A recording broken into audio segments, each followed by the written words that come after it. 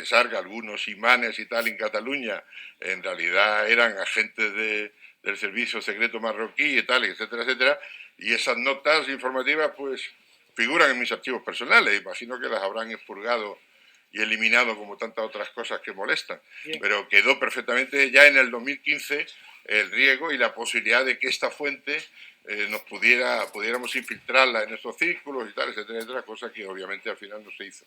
Usted dice en su denuncia que ha emitido nota informativa. No puedo dar detalles, como usted muy bien ha dicho, son un tema secreto, de una de las fuentes muy importantes, que además nos avisó del posible riesgo del atentado que iba a ocurrir, como ocurrió lamentablemente luego después en las Ramblas.